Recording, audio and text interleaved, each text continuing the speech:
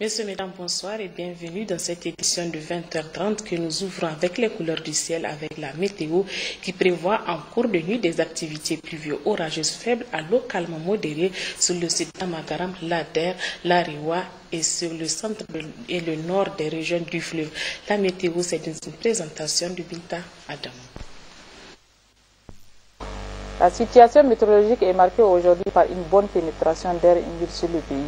Cette situation a favorisé des formations pluvio-orageuses sur certaines localités. Ainsi, sur l'image satellitaire de 18h local, on observe des amas nuageux sur l'Aïr, l'Ader, la région de Maradi et le sud des régions du fleuve. Des cellules orageuses localisées sont également observées sur le sud Manga. L'évolution de cette situation nous amène à prévoir en cours de nuit des activités pluvio-orageuses faibles à modérées sur le centre et le nord des régions du fleuve, l'Ariwa, l'Ader, le Tamisna et le sud d'Amagara. Pour demain matin, c'est une bonne couverture nuageuse qui sera observée par endroits sur la bande sud du pays. Chers téléspectateurs, c'est tout pour cette page météo. Au revoir et à demain. Et puis, ce communiqué de presse du 11 au 12 septembre 2014 s'est tenu au siège du Parlement marocain à Rabat, la réunion des jeunes parlementaires africains à laquelle étaient représentés 27 pays d'Afrique.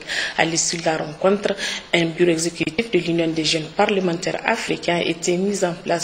C'est notre compatriote, l'honorable Manem Issa Asman, qui a été élu secrétaire général de l'Union.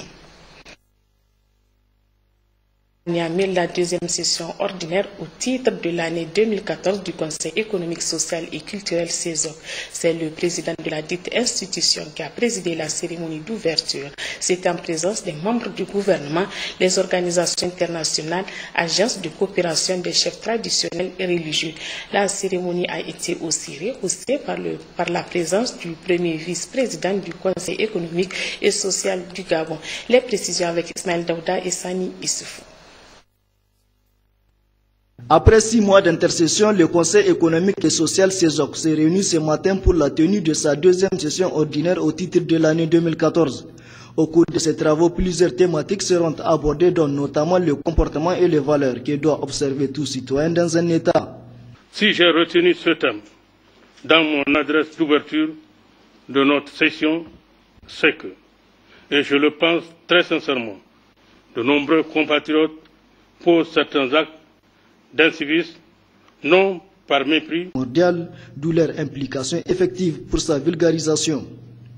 Aussi, vous demanderai-je, mesdames et messieurs, les conseillers, d'étudier l'opportunité de recommander au gouvernement l'institution d'une journée nationale du civisme, à l'instar de certains pays voisins.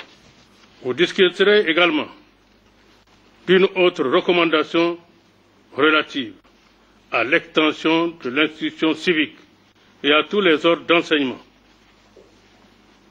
De même, la presse publique comme privée doit véritablement être mise en contribution, surtout dans les langues nationales, pour une large propagation des messages de sensibilisation sur le civisme en général et les emblèmes de l'État en particulier. La question de la situation agricole et du classement du Niger par rapport à l'indice du développement humain ont été aussi soulevées par le président du CESOC. S'agissant de la situation agricole, la pluie a été abondante et les attaques des ennemis des cultures circonscrites et bien maîtrisées, a indiqué Moussa Moumouni Jarmako dans son allocution. De l'indice de développement humain, l'effort de l'État est à saluer malgré la place qu'occupe notre pays. 2% de progrès chaque année depuis 2000, l'espérance de vie à la naissance qui passe de 39 ans en 1990 à 58 ans en 2013, les revenus par habitant qui s'améliorent de $400 US en 90 à $873 US en 2013 et le taux brut de scolarisation qui est à 82% en 2013. Enfin, le président du CESOC, Moussa Moumouni Jarmakoy, a souhaité au monde scolaire une bonne rentrée scolaire et universitaire et a félicité le gouvernement pour les mesures et les actions qu'il entreprend pour le bien de l'école nigérienne. La ministre de l'Enseignement primaire, de l'alphabétisation, la promotion des langues nationales et de l'éducation civique, Mme Ali Mariam Alhaji Ibrahim, a effectué ce matin une visite au niveau des écoles d'inspection de Niamey. La ministre est partie constater le visu, les infrastructures, fournitures réceptionnées et les préparatifs de la rentrée dans les écoles. Le compte rendu avec Oumma Jamila Mundachirou Jibrila. La visite a concerné plusieurs écoles qui ont soit bénéficié de nouvelles classes construites en matériaux définitifs, soit d'une rénovation de leurs bâtiments, mais également les inspections où l'heure est à la distribution des fournitures scolaires aux différents établissements. Nous sommes très satisfaits de cette visite et au niveau des inspections, nous avons vu que les inspections que nous avons visitées sont vraiment dotées de fournitures. Et au niveau de la région de Niamey, c'est 156 tonnes de fournitures qui ont été acheminées, qui ont été distribuées au niveau des inspections. L'État a mis énormément de ressources. Au niveau de l'enseignement primaire, c'est 6,487 milliards qui ont été investis pour l'acquisition de fournitures. Et ces fournitures sont destinées aux élèves et aux écoles. Le président de la République a pris l'engagement d'assurer une éducation gratuite à tous les enfants et nous voulons que ce pari soit gagné. Par rapport aux infrastructures, nous avons visité les classes construites au titre du programme 2013. Ces classes sont achevées. Pour la région de Niamey, c'est 474 classes qui sont prévues et 414 classes sont déjà réceptionnées. En ce qui concerne le mouvement des enseignants, nous avons constaté donc que les affectations sont déjà faites. Et il y a aussi donc le recrutement des nouveaux élèves que nous avons constaté au niveau de certains établissements. Il y a une campagne de sensibilisation et les parents sont en train d'inscrire les élèves au niveau des écoles. Du côté des directions des écoles, toutes les dispositions sont prises pour une rentrée scolaire particulière en termes de qualité. Tout est fait pour assurer cette rentrée scolaire 2014-2015 parce que tout a été mis à notre disposition pour que l'année en cours soit en tout cas faite dans de très bonnes conditions. Face à la réalité du terrain, les partenaires sociaux de l'éducation reconnaissent les efforts du gouvernement.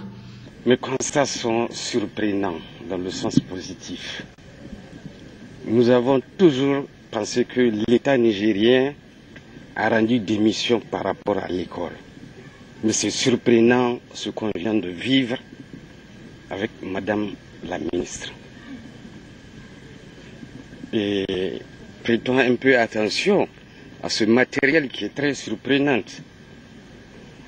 Ça a été offert gratuitement à l'école nigérienne par décision du président de la République. Un homme très patriotique. Et nous avons vu en tout cas le matériel qui est en train d'être dispatché au niveau des différents établissements. Et nous avons aussi trouvé nos camarades enseignants sur place, les directeurs d'école, parce que vous savez que la rentrée scolaire elle a deux phases. La première phase c'est l'entrée administrative. Et les directeurs, je pense que dans toutes les écoles, Madame la ministre a trouvé quand même les directeurs d'école sur place en train de travailler, effectivement, de répondre à cette exigence-là. Nous encourageons la ministre de l'enseignement primaire pour qu'elle continue en tout cas à persévérer dans ce sens, pour permettre à l'école vraiment de retrouver ses lettres noblesse. Devant ce constat, l'on peut dire que les engagements du président de la République pour la gratuité de l'éducation est en marche. L'école nigérienne est de plus en plus en renaissance conformément au programme du président de la République. Sur un tout autre plan, notez que la gestion des points d'eau dans les zones pastorales était ce matin au centre d'un forum à Agadez. C'était sous la présidence du ministre de la Justice, garde des Sceaux, Marou Amadou. La rencontre a été organisée par le secrétariat général du gouvernement en collaboration avec le ministère de l'Hydraulique et de l'Assainissement, Mohamed Madou Nassirou Nakakali. Le premier du genre, ce forum ouvert à Agadez se penchera pendant 3 jours sur la problématique de l'autorisation de fonçage des points d'eau en zone pastorale. Il est organisé par le secrétariat général du gouvernement en collaboration avec le ministère de l'Hydraulique et de l'Assainissement. 2 allocutions ont marqué la cérémonie d'ouverture des travaux auxquelles prennent part les secrétaires généraux des ministères concernés, les gouverneurs des régions, les présidents des conseils régionaux, les conseillers des institutions de la République, les préfets, les procureurs de la République et les chefs traditionnels. Devant ce panel d'éminentes personnalités, le gouverneur d'Agadez a salué la tenue de ce cadre d'échange consacré à la lancinante problématique de gestion des points d'eau en zone pastorale. Pour le colonel-major Garba Mekido, le gouvernement a voulu, à travers cette initiative, apporter une solution à un problème majeur qui mine le fondement même de la quiétude sociale dans cette partie de notre pays, en dépit de l'arsenal juridique existant en matière de pastoralisme. En ouvrant les travaux, le ministre de la Justice, garde des Sceaux, a de prime abord adressé aux participants les salutations fraternelles du Premier ministre Brigitte Raffini et ses vœux de plein succès aux travaux du présent forum. Le gouvernement a déclaré M. Marou Amadou attache un intérêt particulier à cette rencontre initiée sur instruction du chef du gouvernement. Le gouvernement attache un intérêt particulier à la tenue de ce forum qui a été initié sur instruction de son Excellence M. le Premier ministre en vue de trouver des solutions urgentes et adaptées à une problématique qui pose des vraies questions de paix, de solidarité, de cohésion, donc de développement dans ces zones sensibles.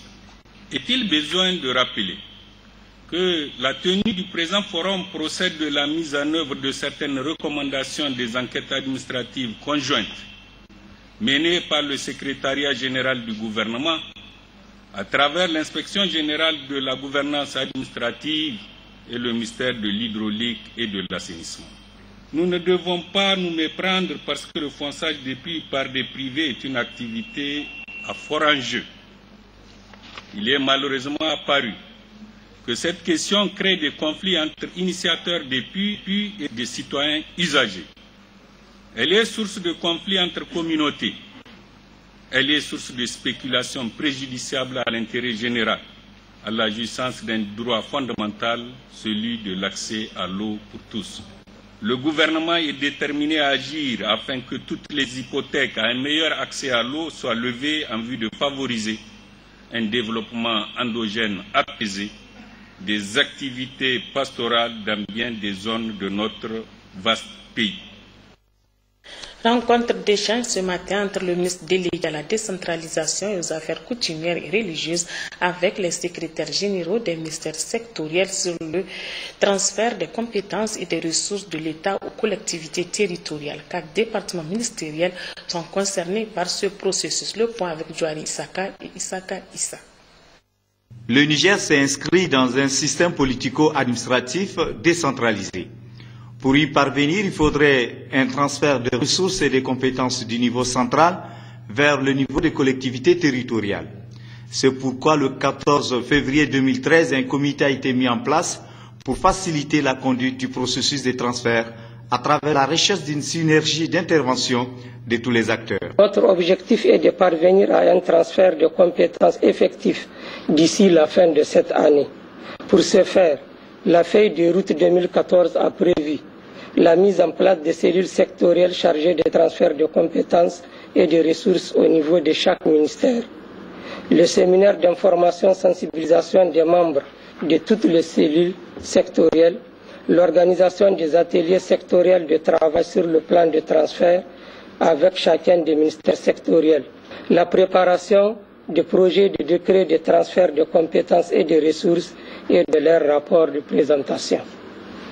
Cependant, l'atteinte de cet objectif n'est possible qu'avec votre forte implication dans la concrétisation de cette volonté du gouvernement à responsabiliser les collectivités territoriales dans la mise en œuvre de politiques sectorielles, particulièrement dans l'atteinte des objectifs stratégiques du PDS et du programme de la Renaissance de son Excellence, M. Issoufou Mahamadou. Ce comité technique en charge du transfert de compétences et de ressources de l'État aux collectivités territoriales regroupe les représentants de l'administration publique, les collectivités territoriales et les partenaires techniques et financiers. Le haut-commissaire à l'aménagement de la vallée du Niger a présidé ce matin la réunion du comité technique de coordination de mise en œuvre du programme Kandaji. Il s'agit de réorganiser et refinancer le programme pour qu'il démarre une fois pour toutes. Jocelyne Amoussou, Hamidou Abdoulaye pour plus de précisions.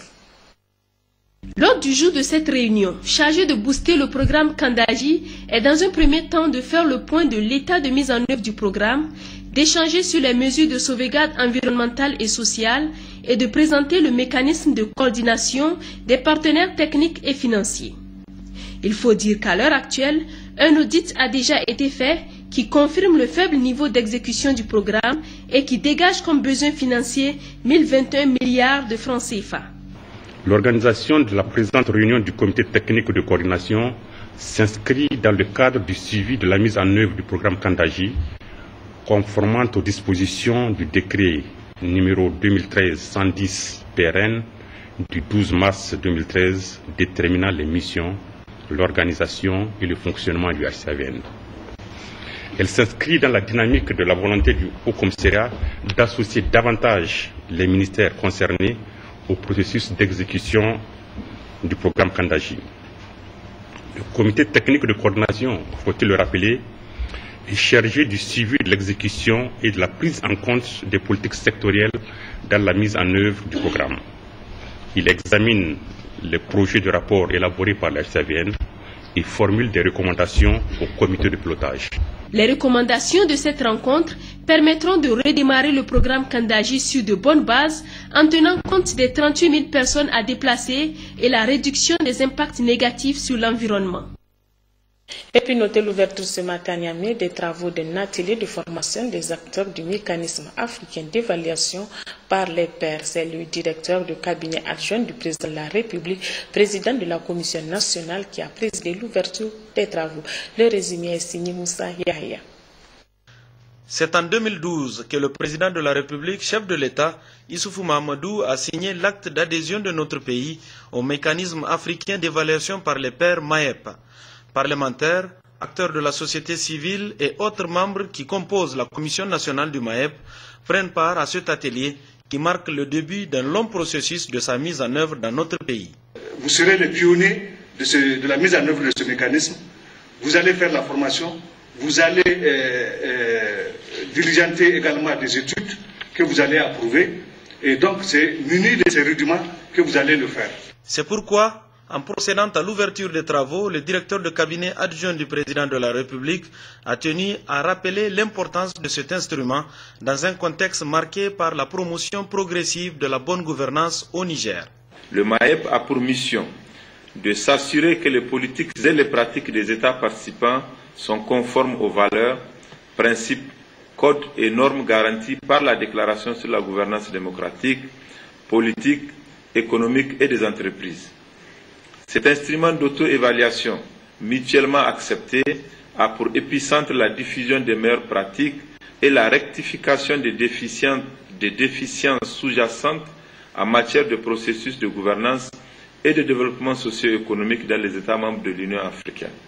Ces cadres visent également à encourager un leadership responsable et à renforcer les capacités dans ce domaine par un processus d'auto-évaluation, un dialogue constructif entre pairs et le partage d'informations et d'expériences communes en vue de renforcer les pratiques réussies et exemplaires entre pays africains. Cet atelier qui vise à outiller les membres de la Commission nationale du MAEP rencontre l'adhésion des partenaires qui y trouvent l'expression d'une volonté politique forte des autorités nigériennes à combattre les défis actuels que sont la corruption, la mauvaise gestion économique et les conflits sociaux. Dans la commune rurale d'Ingal, dans la région d'Agadez, à 48 heures de l'ouverture officielle des manifestations de la cure salée, la fête annuelle des éleveurs qui se tiendra du 19 au 21 septembre 2014, hormis des petits travaux de finition, le site est ferme prêt pour accueillir l'événement. Et c'est le constat d'Ibrahim Mariko et Hashimou Mohamed. Plus de 98% des taux d'exécution des travaux programmés sur le site de la cure salée. On peut avancer que la commune rurale d'Ingal est en mesure d'accueillir les 7000 participants attendus cette année. Le centre économique de la ville d'Ingal est en pleine animation. Au marché, tout s'achète et se vend. La mélodie des chants de Pelbororo résonne depuis ce matin sur le site de la Kirsale. Des centaines de chameliers candidats à la Fantasia ou la course des chameaux sont arrivés à destination. Pendant ce temps, d'autres font mouvement vers Ingal. La Kirsale ont laissé depuis fort longtemps et avant tout l'affaire des éleveurs et leurs cheptels. Comme à l'accoutumée, une campagne de vaccination gratuite des animaux, toutes catégories confondues, a été lancée depuis quelques jours par l'État et ses partenaires contre les principales maladies, comme ici à Intamare, non loin d'Ingal. Cérémonie de remise des attestations pour des formateurs en aviation civile ce matin à la SECNA. C'est l'Agence nationale en aviation civile et ses partenaires qui l'a organisée en vue de renforcer les capacités de surveillance des agents de l'aviation civile. Ismaël Daouda, Hamidou Abdoulaye. 4 agents de force de l'ordre, 22 agents de la régie d'assistance en escale et ceux du service de prévention des risques aéroportiaires et 20 autres agents ont reçu respectivement une formation en sûreté de base, en marchandises dangereuses et en imagerie radioscopique. Comme vous le savez, la formation en sûreté de l'aviation civile et en marchandises dangereuses permet notamment de participer efficacement à la protection de l'aéroport contre les interventions illicites, de contribuer à la sécurité et à la sûreté du public et du personnel aéronautique, de faire carrière dans le domaine de la sûreté de l'aviation, domaine qui prend de plus en plus de l'importance au niveau mondial. C'est le lieu de demander, plus qu'auparavant, de redoubler de vigilance, de mettre en pratique les notions théoriques et pratiques acquises pendant les différentes formations, afin de veiller à ce qu'aucun événement malheureux ne puisse avoir comme origine notre territoire en général et nos aéroports en particulier. Moment solennel et de satisfaction, cette remise des attestations se veut aussi un cadre pour redynamiser le contact entre l'institution de régulation qu'est l'Agence nationale de l'aviation civile et les structures d'exploitation partenaires de l'aviation civile. 2 témoignages de satisfaction ont aussi été décernés à 2 collaborateurs pour l'intérêt qu'ils ont montré pour la sûreté de l'aviation civile. Il s'agit de Danyaye Alhaji Issoufou, commissaire spécial de l'air, et de Wazama Salifou, commandant de douane au bureau de douane aéroport. Leurs témoignages de satisfaction ont été reçus ici par leurs représentants. Ouverture ce matin à Agadez d'un atelier régional de mobilisation des leaders religieux pour la promotion de la 8e pratique familiale de l'espacement de naissance. La cérémonie a été présidée par le secrétaire général de la région d'Agadez, Adamou Halidou. L'association islamique Faouzia, qui a pour vocation principale information, éducation, communication, entreprend une vaste campagne de plaidoyer religieux, de communication interpersonnelle et de mobilisation des leaders religieux en faveur de la promotion de la 8e pratique familiale essentielle qu'est l'espacement des naissances selon les préceptes de l'islam à milliers religieux dans les régions d'Agadez, Tawa, Zander, Maradi, Tilabiri et leurs départements et communes. Il convient de rappeler que cette vaste campagne de plaidoyer de la pratique familiale essentielle se tient avec l'appui financier de l'UNICEF. En ouvrant officiellement les travaux, le secrétaire général de la région d'Agadez a déclaré que la volonté des autorités de la 7e République, au premier rang desquelles son Excellence Elhadji Issoufou Mahamadou, président de la République, chef de l'État, et de son Excellence Birji Rafini, Premier ministre, chef de gouvernement, de renforcer les mécanismes de protection sociale avec un accent particulier sur les groupes les plus vulnérables, est donc clair et affirmé à travers les cadres partenariaux, les politiques, programmes et projets œuvrant pour la protection et la promotion des femmes et enfants. Au terme de son intervention, il a réitéré ses sincères remerciements aux partenaires techniques et financiers, notamment l'UNICEF, pour l'appui, l'accompagnement et le soutien dont ils ont fait toujours montre dans le cadre de la préservation de la santé de la mère et de l'enfant. Pour sa part, le premier vice-maire de la commune urbaine d'Agadez, Aboubakar Ajoual, a salué cette heureuse initiative avant d'inviter les participants à prêter oreille attentive aux communications. Dans le discours qu'il a prononcé, le président de l'association islamique Faouzia souligne que la gestion de l'espacement des naissances n'est pas un tabou dès lors que depuis plus de 4 siècles, l'islam l'a réglementé dans un style harmonieux et juste, basé sur les mécanismes de l'allaitement maternel exclusif et prolongé de 2 ans complets. Rissa Mohamed d'ajouter que l'espacement des naissances est institué par l'islam par la méthode la plus extraordinaire que l'allaitement maternel exclusif au sein pendant des années pleines entre. Signalons enfin que cet atelier de mobilisation des leaders religieux pour la promotion de la 8e pratique familiale essentielle, espacement de naissance, durera 4 jours dans la capitale de la. Maradi abrite depuis ce matin l'atelier d'évaluation du rapport du cadre de gestion environnementale et sociale du projet d'appui à la sécurité alimentaire et du développement de la région de Maradi.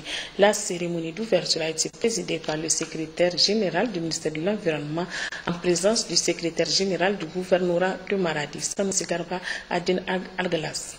Il faut préciser que le projet d'appui à la sécurité alimentaire et au développement dans la région de Maradi, PASADEM, sur financement du Fonds international pour le développement agricole FIDA et le programme alimentaire mondial PAM, intervient dans 18 communes de la région de Maradi. Le projet a pour objectif de réduire la pauvreté, d'améliorer les revenus et la sécurité alimentaire et nutritionnelle des populations de sa zone d'intervention.